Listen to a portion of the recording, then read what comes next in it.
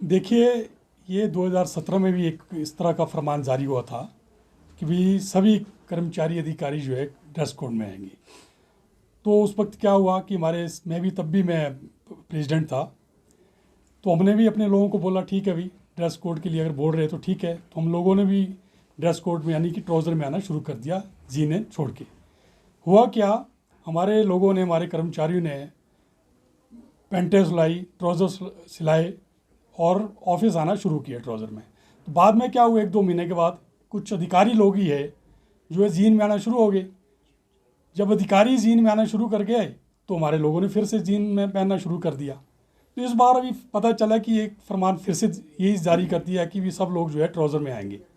तो हमारा प्रशासन से ये आग्रह भी रहेगा, निवेदन भी रहेगा कि अगर ड्रेस कोड आपने शुरू करना है तो या तो ठीक से उसको इम्प्लीमेंट किया जाए, सबके लिए इम्प्लीमेंट की जाए, अधिकारी के लिए भी इम्प्लीमेंट की जाए। नंबर 2, इतनी जल्दी में जिस तरह से उन्होंने फरमान जारी किया कि भी अगर कोई जीन में आता है तो हम जो है उसके अगेंस्ट जो है ना डिसिप्लिनरी एक्शन लेंगे। तो इतने जल्दी तो अब कई लोगों के पास तो है ही नहीं ट्राउज़र। अगर अब आप बोलें कि नहीं जी आप जीन छोड़ दो, सबके पास जीन्स में ही आते थे कर्मचारी लोग, एकदम तो ये इम्प्लीमेंट नहीं किया जा सकता है। हम चाहे कि ना भी करें इसको, क्योंकि इसके लिए तुम्हारे को थोड़ा समय देना पड़ेगा। अब एक ट्राउज़र जो है उसकी सिलाई जो है 1000 रुपये है, यानी कि 2000 की एक ट्राउज़र पड़ती है। एक मेरा कर्मचारी यहाँ पे दीपावली आने वाली है, कहाँ से 3-4 ट्राउज़र खरीद लेगा? नेचुरली उसके ऊपर भार तो पड़ेगा। तो हम चाहते हैं कि एकदम इसको इम्प्लीमेंट ना करके थोड़ा इसमें टाइम दिया जाए, अगर इसको इम्प्लीमेंट करना ही है तो यही हमारा प्रशासन से रहेगा। इम्प्लीमेंट करना ही है, एक तो सबके लिए किया जाए, अधिकारी के लिए भी, कर्मचारी के लिए। नंबर 2, और इसमें इम्प्लीमेंट करने के लिए थोड़ा समय दिया जाए कर्मचारियों के पास। कितना टाइम आपको कितना समय? कम से कम 1.5-2 महीना, 2-1 महीने का चाहिए। मतलब नेक्स्ट ईयर से जो आने वाला नेक्स्ट ईयर हाँ, नए साल से भी करें, पर इसके लिए भी देखना पड़ेगा ना। ये अगर आपने ड्रेस कोड, कुछ लोग बोले कि ठीक है हमारे को, हम ड्रेसेस में आ जाते हैं, हमारे लिए कोट यूनिफॉर्म जो है ना आप सेलेक्ट कर दो, हम उसमें आएंगे। अच्छा समय जी, एक सवाल है कि यूनिफॉर्म का भी पैसा मिलता है, तो आप लोग कैसा इसको देखते हैं? नहीं, अगर तो आप वो बोलते हैं, प्रशासन बोलते हैं कि नहीं एक यूनिफॉर्म होनी चाहिए, अगर वो होनी चाहिए तो उसके लिए तो या तो कोई एडवांस दें हमारे को, ठीक है ना सर। अब एक कोट है, कोट मुझे लगता है 5000 का पड़ता है, पैंट, उसके बाद स्वेटर, यहाँ पे तो सर्दी में स्वेटर भी चाहिए, कोट भी चाहिए, ट्राउज़र भी चाहिए। अगर वो जो है ना मुझे लगता है 10,000 से कम का तो आएगा नहीं।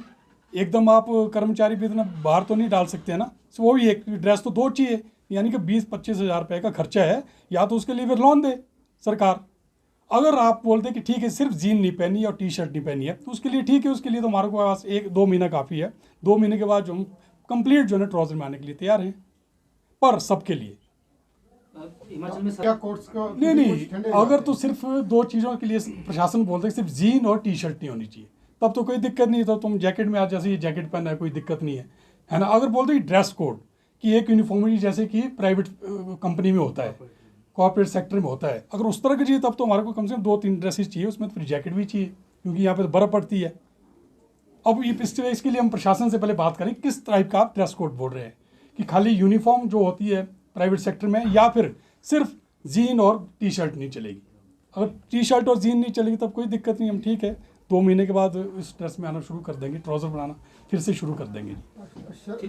आर्थिक स्थिति ठीक नहीं है तो हमारा सुझाव है कि क्यों ना 5 डे वीक किया जाए, ताकि उससे आर्थिक स्थिति भी ठीक हो। उससे क्या होगा, 5 डे वीक से एक तो जो आपकी इतनी बिजली आपकी खर्च होती है, आपका फ़ैन चल रहे हैं, एसी चल रहा है, लाइटें जल रही है और सेंट्री हीटिंग चलता है, आपकी लाइट की बचत होगी, पानी की होगी, मेंटेनेंस की होगी, और सबसे बड़ी बात आपकी गाड़ी की बचत होगी। गाड़ी की पेट्रोल वगैरह जो मेंटेनेंस है उसमें आपको काफ़ी पैसा बच सकता है सरकार का। एक और चीज़ है, इससे क्या होगा, 5 डे वीक से टूरिज़्म को बढ़ावा मिलेगा, क्योंकि लोगों के पास जब 2 दिन की छुट्टी होएगी तो नेचुरली वो कभी चाइल जाना पसंद करेगा या कभी सौली जाना पसंद करेगा, उससे टूरिज़्म को भी बढ़ावा मिलेगा। नंबर 3, इससे क्या होगा कि जो आप देखते हैं कि सर्दियों में भी है और कई बार जो टूरिस्ट सीज़न होता है गर्मियों में, यहाँ पे जाम बहुत लगता है। सैटरडे को बहुत जाम, क्योंकि सारा टूरिस्ट आ जाता है फ्राइडे की रात को या सैटरडे को, पूरा टूरिस्ट चंडीगढ़ लुधियाना वगैरह से आता है, पंजाब से आता है, उससे जाम लगता है। अगर 5 डे वीक किया जाए तो उससे जाम से भी काफ़ी हद तक निजात मिलेगी, क्योंकि जब सरकारी गाड़ियाँ नहीं चलेंगी, ऑफिस बंद रहेगा, तो उससे जो है जाम में भी काफ़ी निजात मिलेगी, जो कि शिमला में एक बहुत बड़ी प्रॉब्लम है। एक और चीज़ है, जब 2 दिन की छुट्टी के बाद कोई कर्मचारी अधिकारी आएगा तो ज़्यादा फ्रेश माइंड से आएगा और मुझे लगता है उसमें एफिशिएंसी में ही फ़ायदा पड़ेगा। जहाँ तक बात रही वर्किंग आवर की, तो हमारा इसमें सुझाव है, हमारा वर्किंग आवर सेम रहेगा। जो आप 10 से 5 आपका ऑफिस चलता है, हम कहेंगे ठीक है 9:30 से 5:30 कर दिया जाए, ताकि वर्किंग आवर में कोई दिक्कत ना हो। तो मुझे लगता है इससे काफ़ी हद तक सरकार की आर्थिक स्थिति भी ठीक हो सकती है, और ये हमारा सुझाव है सरकार से। तो देंगे आप सरकार को?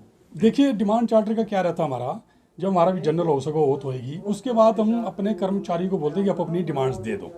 जब वो सारे सब लोग अपनी डिमांड्स देंगे, जिसमें गवर्नर हाउस भी है, कमीशन है, लोकायुक्ता है, उस डिमांड्स को हम फिर कंसोलिडेट करके टॉप 20 डिमांड्स रखते हैं।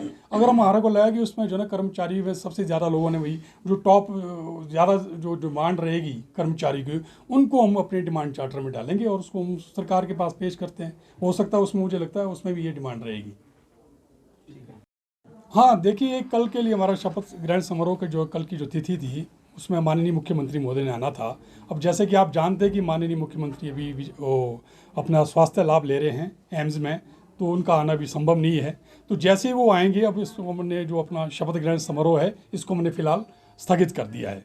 जैसे ही सीएम साहब आएंगे तो हम उनसे नेक्स्ट डेट लेके उसको हम आपको बता देंगे कब उस रहेगा। दौरान कोई कार्यक्रम, कोई जनरल हाउस वगैरह क्या होगा? नहीं, जनरल हाउस भी साथ में ही होगा। पहले शपथ ग्रहण समारोह होगा, उसके बाद जनरल हाउस होगा, लोगों का धन्यवाद किया जाएगा, माननीय मुख्यमंत्री आएंगे, और हमारा प्रयास रहेगा कि उस जनरल हाउस में या उस शपथ ग्रहण समारोह में हो सकता है सीएम साहब ये जो डीए की हमारी 3 किस्तें हैं, ड्यू है, 1 किस्त जारी करें।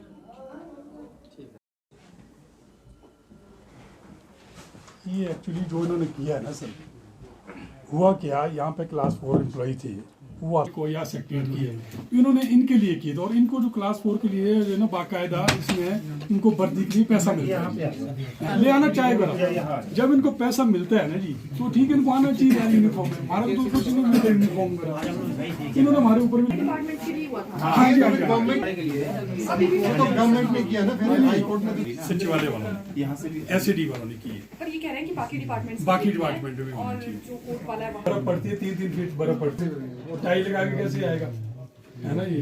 तो भी प्रॉपर ड्रेस में जाए, फॉर्मल ड्रेस में जाए। हाई कोर्ट में भी आप मतलब कोर्ट के कर्मचारी भी कर ये कुछ नहीं सर, किस्तें होगी, कोई आवाज ही नहीं उठा रहा। 11 जुलाई में जुलाई का भी, हाँ जी, अभी हो गया, सेंटर में हो गया यहाँ पे।